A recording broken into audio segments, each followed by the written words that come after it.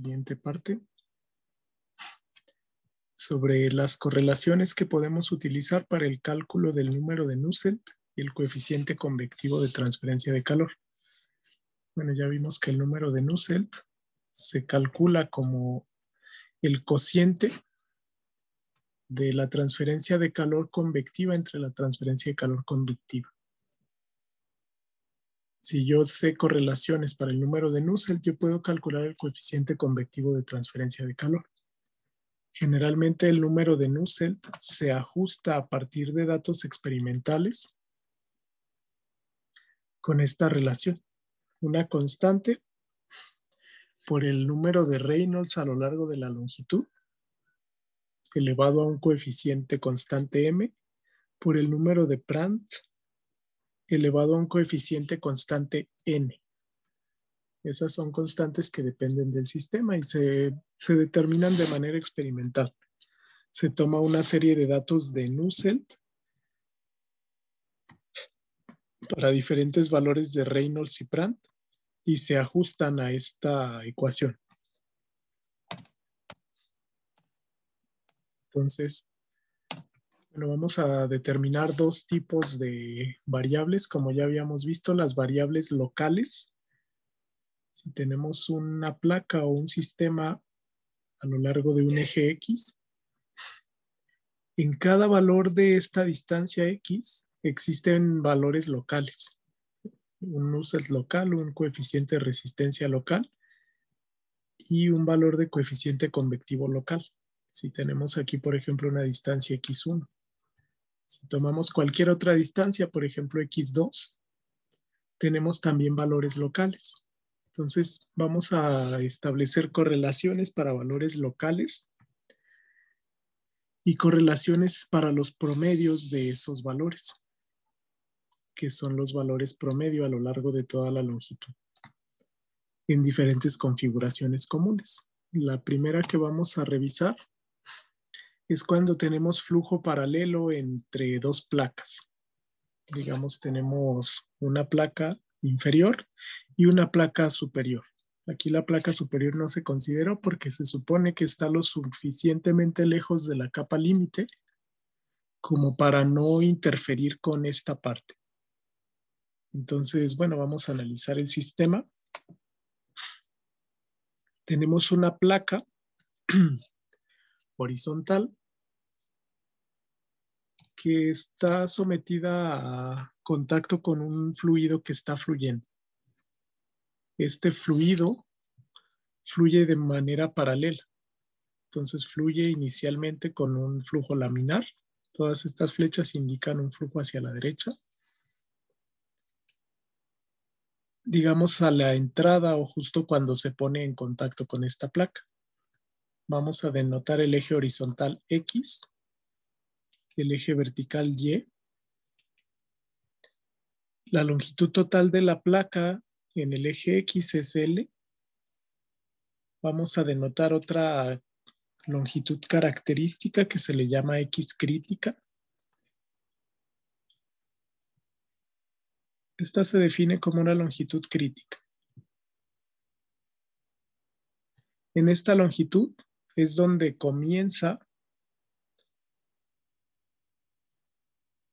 la transición hacia el flujo turbulento, digamos.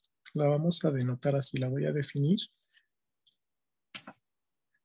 Es crítica cuando el flujo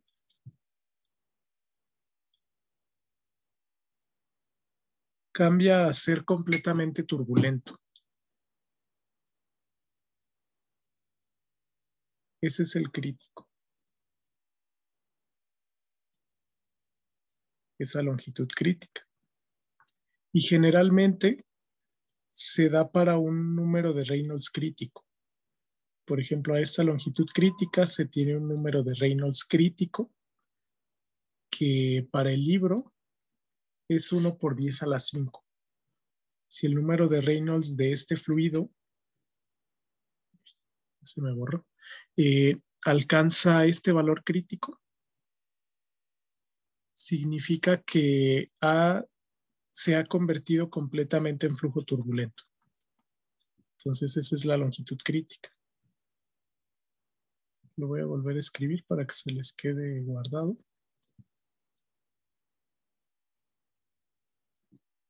A grandes rasgos hay transición completa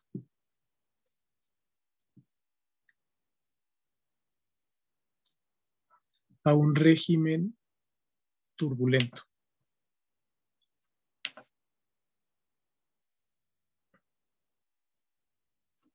Entonces aquí se denotan las zonas en donde tenemos flujo laminar o flujo turbulento. En longitudes debajo de esta longitud crítica tenemos flujo laminar. Longitudes encima de esta longitud crítica tenemos flujo turbulento. Entonces noten que el laminar fluye de manera ordenada en láminas, una apilada encima de otra. Los esfuerzos cortantes son despreciables de una con otra. Pero en flujo turbulento tenemos remolinos con esfuerzos cortantes mucho más importantes, mucho más grandes. Entonces vamos a denotar aquí que en la superficie de la placa tenemos una temperatura TS, esa es la temperatura de la superficie. Existe un valor del número de Reynolds en donde comienza la transición de laminar a turbulento. El libro menciona este valor, 3 por 10 a la 6, 1 por 10 a la 5. Estos los tengo invertidos, porque es mayor el de 3 por 10 a la 6 que el de 1 por 10 a la 5.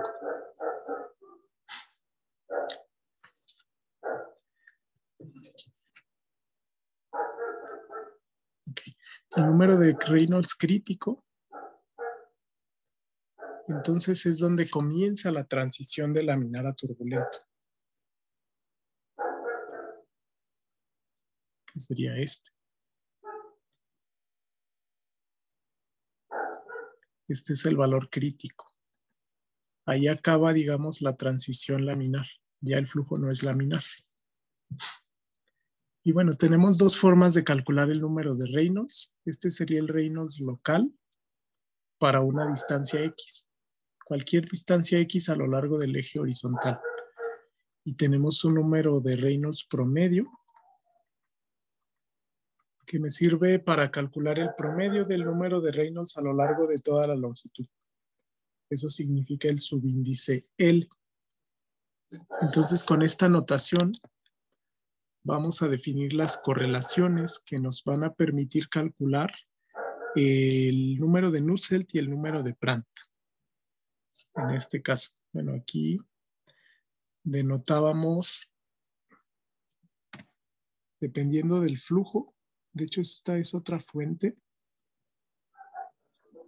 Solo lo voy a mencionar. Aquí menciona un diferente valor de Reynolds crítico, pero nosotros vamos a tomar el anterior, el de 1 por 10 a la 5, para seguir la misma nomenclatura de la bibliografía.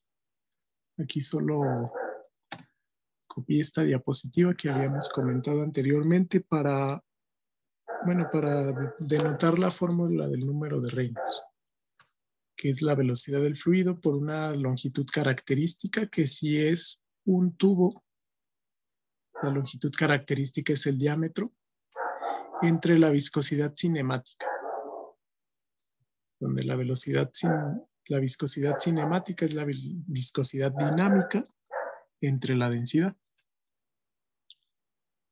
Entonces, para calcular el coeficiente de fricción local, esto sería local, en el sistema que acabamos de describir en un flujo paralelo entre dos placas,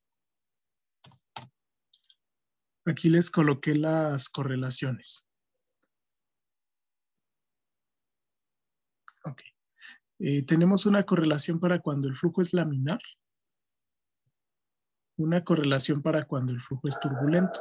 Noten que aquí se tiene el número de Reynolds crítico. Este es el número de Reynolds crítico. Entonces, número de Reynolds menor a 5 por 10 a la 5 se considera un flujo laminar. Y tenemos estas correlaciones para poder calcular delta. Delta es el espesor de la capa límite, si ustedes recuerdan.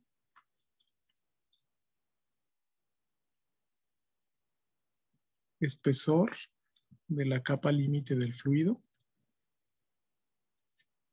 Que bueno, sería, por ejemplo, toda esta distancia es delta. Acá tiene otro espesor. Cuando es laminar, la capa límite es más pequeña.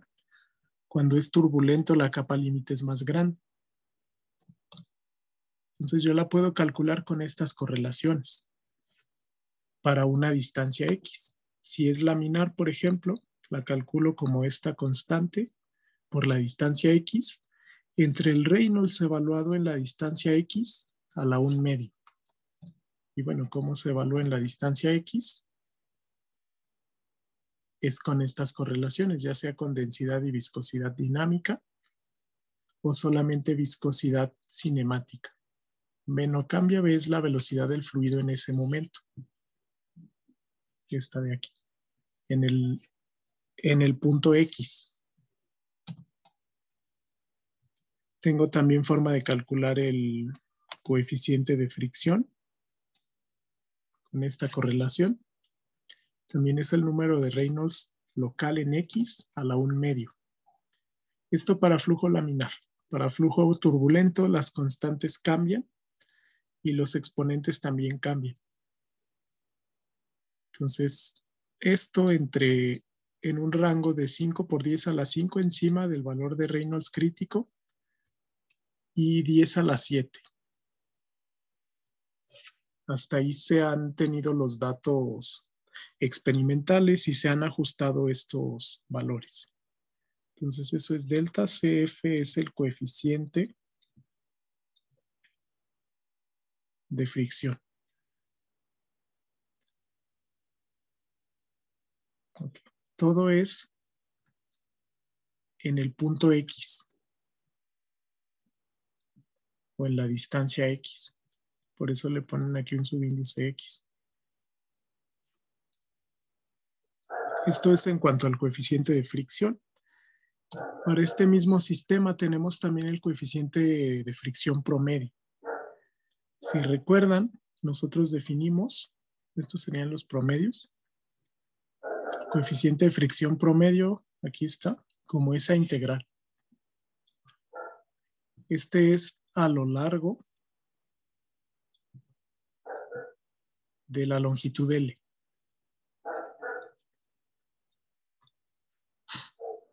Entonces, bueno, si yo ya sé la correlación anterior, esta, que está en términos de el número de Reynolds, 0.664, que es esta, para flujo laminar. Aquí, bueno, aquí se desarrolla la integral, ¿no? Sustituimos eso ahí y cambiamos el número de Reynolds. El número de Reynolds es una función de X. Entonces aquí se invirtieron el numerador y denominador y se le cambió el signo a la menos 1/2. 0.664, como es una constante, se saca de la integral. Y hay que integrar todo eso de 0 hasta la longitud L. Entonces es 0.664 entre L por la velocidad, entre la viscosidad, esta es viscosidad cinemática, a la menos 1/2. Eso por X a la 1/2 entre 1/2. Entonces consideramos V y viscosidad independientes de la longitud. Por eso lo sacamos de la integral. Y al integrar X a la menos 1/2 nos queda X a la 1/2 entre 1/2. O 2 raíz de X también. Entonces esto evaluado de 0 a L. Entonces sería primero sustituir aquí L y restarle esa misma cantidad sustituyendo aquí 0. Que es directamente, no es más que la integral definida. Recuerden que, bueno, cualquier integral definida se calcula si yo tengo la integral de f de x de a b. Esto me da una función integrada ya de x. Sí, que si yo la evalúo, es la función evaluada en el límite final menos el límite inicial. Ese es el conocido como teorema fundamental del cálculo, que es para resolver integrales definidos. Entonces, haciendo la integral, este es el valor del coeficiente de fricción en flujo laminar, que aquí se reportó. Laminar es cuando el número de Reynolds es menor al número de Reynolds crítico. Ok. Se hace el mismo procedimiento con el coeficiente de fricción turbulento, que es este de aquí. Entonces, debe de dar esto. Ya no realizamos los pasos completos, solamente se coloca aquí el valor. Y este es para flujo turbulento, entre 5 por 10 a la 5 y 10 a la 7. Entonces, estas correlaciones nos sirven para el coeficiente de fricción y para el espesor de la capa límite. En este mismo sistema, bueno, ahora estamos planteando el análisis del coeficiente de fricción debido al flujo en una placa con un flujo paralelo. Vamos a considerar ahora este mismo sistema si no descartamos flujo laminar. Es decir, si esta placa tiene una longitud L lo suficientemente grande para alcanzar flujo turbulento, pero no tan larga como para que el flujo laminar se convierta completamente en turbulento. Digamos, aquí tenemos una mezcla donde al inicio de la placa se tiene flujo laminar, al final de la placa se tiene flujo turbulento, pero no totalmente desarrollado. Entonces el coeficiente de fricción aquí se calcula con esta integral, que es 1 entre la longitud por la integral de 0 al coeficiente, perdón, de 0 a la longitud crítica. Aquí es donde cambia el número de Reynolds para pasar de laminar a turbulento, que sería esta zona. Eso más la integral del resto de la zona, desde esa longitud crítica hasta la longitud total de la placa. Entonces, bueno, si ahí realizamos esa integral con los coeficientes de fricción anteriormente comentados, esta correlación obtenemos para el coeficiente de fricción, que sería sobre la placa completa. Este es sobre la placa completa, es decir, el promedio. Considerando el número de Reynolds crítico, aquí se tiene un Reynolds crítico, que equivale a 5 por 10 a la 5. Es adimensional. Entonces tenemos dos términos. La primera integral obtiene 0.074 entre Reynolds a la 1/5. La segunda integral obtiene 1742 entre el Reynolds a lo largo de la longitud. Entonces eso es lo que planteamos. Si tenemos ahora flujo completamente turbulento, es decir, ya sobrepasamos el Reynolds crítico y alcanzamos una zona lo suficientemente larga donde todo el flujo se convierte en turbulento, la superficie en flujo turbulento se puede considerar una superficie áspera o rugosa. Imagínense, por ejemplo, las paredes de varias placas, independientemente del material, tiene ligeras imperfecciones que ocasionan que, por ejemplo, estos flujos choquen con esas zonas y se generan movimientos convectivos. Estos son movimientos turbulentos. Entonces, Precisamente, esa es una propiedad de la tubería. Nunca es completamente lisa. A nivel microscópico realmente tiene estas pequeñas irregularidades o imperfecciones que dependen del material. Entonces, a la propiedad a la propiedad con la cual se engloban todas estas imperfecciones se le llama rugosidad o aspereza y se representa con la letra épsilon. Esto lo analizamos en dinámica de fluidos, por ejemplo, y precisamente se mide en metros. La rugosidad se mide en metros, que es una especie de promedio entre todas estas pequeñas distancias a lo largo del material. Esas son irregularidades. Tenemos también una rugosidad relativa,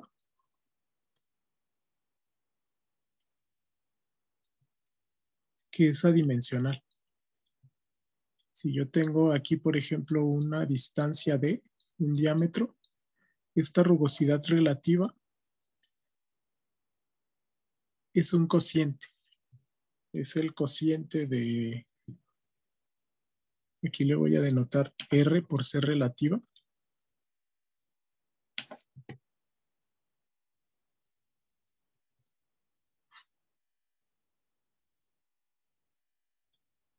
Es el cociente de la rugosidad como tal entre una longitud característica. La longitud característica en tuberías suele ser, por ejemplo, el diámetro. Entonces, en términos de la rugosidad, el coeficiente de fricción se puede expresar con esta relación. 1.89 menos 1.62 por el logaritmo base 10 de épsilon entre la longitud característica. Noten que, bueno, este cociente es lo que se llama la rugosidad relativa. Y todo eso a la menos 2.5. Entonces, esto en un flujo completamente turbulento, pero en el mismo sistema donde tengo una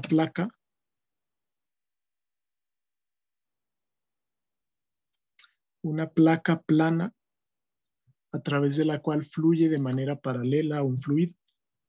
Entonces aquí influyen todas las características del fluido, la velocidad, la temperatura, la densidad, etcétera. Propiedades físicas propias del fluido y propiedades del sistema, propiedades dinámicas como velocidad. Entonces podemos usar estas correlaciones que acabamos de definir.